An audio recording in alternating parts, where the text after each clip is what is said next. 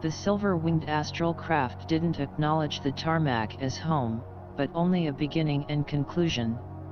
The tarmac a means for sustenance to sustain its objective. The craft stood waiting direction to advance its purpose, while all gathered in expectation, a decamping trust, its activation to kindle the endowment, and administer a volition to flee the bonds of terrestrial tether, giving destination a meaning. The DC-6B was positioned for boarding. Private Gary Willson, having completed his 8 weeks of basic training at Fort Ord, finally receiving marching orders on June 29 to report to the duty officer, 2nd Enlisted Student Battery, Operation Sim C2, for a 33-week Corporal Electronics Material Maintenance course, with an addendum Nuclear Warhead School at Fort Sill, Oklahoma on July 13, 1959. It was a Sunday night, and a 10 p.m. Oakland Airport departure for the soldier. Gary's mother and father, seeing their son board the Western Airlines DC-6B flight for Love Field, Dallas, Texas. His emotions layered beneath the momentary anticipations of his first air flight. The damp night air radiating off the bay, presenting an unspoken farewell as he mounted the steps, turning, a retreating unfeigned glimpse of the hills and home. An evanescent feeling of melancholy was awakened for an instant, but vanished with the entrance to the aircraft's. His ticketed lodging, an aisle seat placement, the visual aperture seat having been secured by another uniformed person. The 6.5 hour non-stop flight to Love Field, scheduled for a 6:30 Central Time morning arrival. The untested flyer was subject to the latitude of this new experience, discerning to mirror the acknowledged passengers, and their unimpressed placid appearance. But beneath this put-on facade, an intrinsic query remained.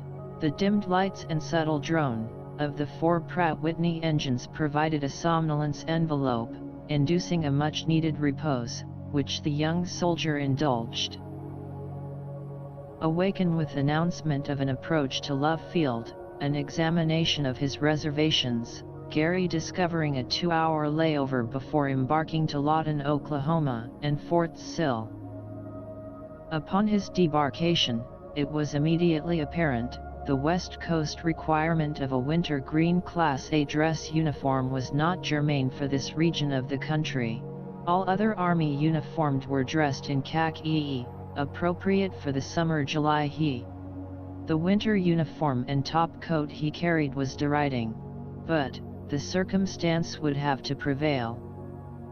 The 2-hour layover, enabling an opportunity for the soldier to acquire some nourishment before searching out the Central Airlines domain. Answering his boarding announcement, outside on the tarmac, a twin-engine DC-3 stood poised, the soldier noticing the ground crew scurrying to load duffel bags. Once seated, observing there were 7 rows of seats, 2 seats on the left side of the aisle, and 1 on the right, consisting of mostly uniformed military.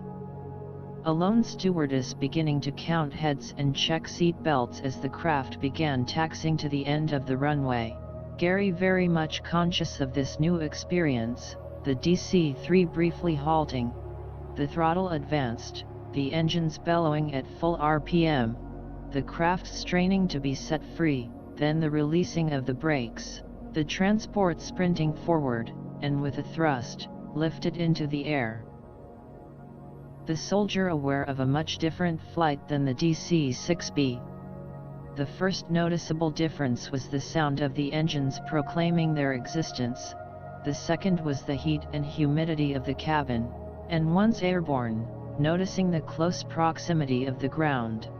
The soldier discerning a barometric change in his ears, sending a message, the DC-3 was not a pressurized craft. The relative recumbent landscape surrounding the Dallas area, beginning to give way to the rolling hills of rural Texas, the craft reacting to the up and down drafts, Gary and the other experiencing the buffeting and sudden movements.